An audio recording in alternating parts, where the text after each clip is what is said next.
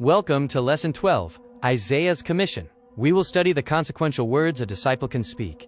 Here am I, send me, found in Isaiah chapter 6, verses 8 to 10. This lesson is about the call of the prophet Isaiah, who ministered during a time of crisis in the kingdom of Judah. Isaiah was a prophet in the 8th century BCE whose call to prophecy coincided with the rise of the Assyrian Empire. His message was a warning from God to a godless people.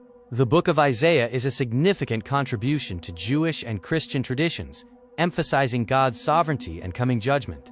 Isaiah chapter 6 describes 4 key elements of Isaiah's commissioning: the death of King Uzziah, Isaiah's realization of his uncleanness, the seraphim proclaiming God's holiness, and the coal cleansing his lips. In the year of King Uzziah's death, Isaiah saw the Lord seated on a throne. Seraphim with 6 wings stood above him, covering their faces and feet, and flying with the other 2 wings. The vision reveals the majesty of God, who is high and lifted up, with his robe filling the temple. The seraphim called out, "Holy, holy, holy is the Lord of armies. The whole earth is full of his glory." Before the call comes the vision. You must first see God's glory to answer his call rightly. Isaiah's vision of God's holiness is a prerequisite for his mission. As the seraphim called out, the foundations of the thresholds trembled, and the temple filled with smoke, signifying God's overwhelming presence. The experience of God's glory caused a physical reaction and fear among the people. Isaiah's response was, "Woe to me, for I am ruined, because I am a man of unclean lips, and I live among a people of unclean lips, for my eyes have seen the King, the Lord of armies." Isaiah's brokenness precedes his boldness. God equips the mouth he calls before he sends it. Isaiah recognized his unworthiness when faced with the Lord's holiness. A seraph flew to Isaiah with a burning coal, which he had taken from the altar with tongs. This act symbolizes the cleansing fire necessary for one to stand before and speak for the holy God. The seraph touched Isaiah's mouth with the coal and said, "Behold, this has touched your lips, and your guilt is taken away, and atonement is made for your sin." Isaiah's cleansing from sin through the live coal prepares him for the ultimate call and commission from God. Following his cleansing, Isaiah heard the voice of the Lord asking, "Whom shall I send, and who will go for us?" Isaiah immediately answered, "Here am I, send me." Isaiah's commission begins with his unconditional availability, demonstrating faith and readiness to serve God. God then gave Isaiah the challenging mission: "Go and tell this people, keep on listening but do not understand, and keep on looking but do not gain knowledge." Isaiah answered before hearing the difficult assignment. A faithful witness serves even when results are not guaranteed.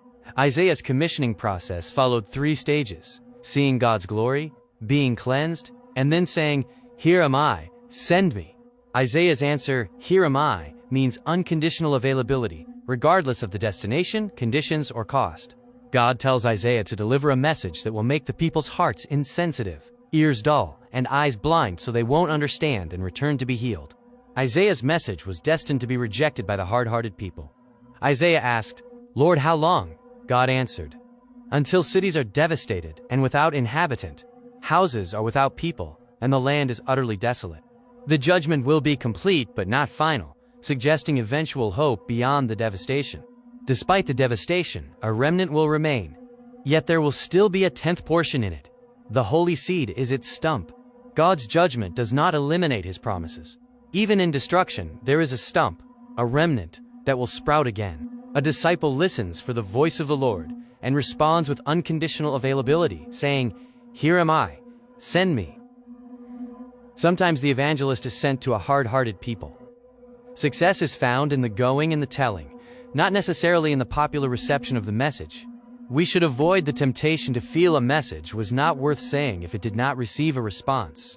God's measure of success is faithfulness in the going and the telling. Here are some discussion questions for Lesson 12. First, Isaiah said, "Send me," before he knew where he was going. Do you put conditions on your willingness to evangelize? Second, how do you handle the suffering of being ignored or misunderstood by those you are trying to reach?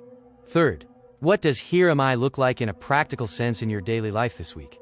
Our kingdom activation focuses on unconditional availability, saying, "Here am I, send me," without adding any conditions.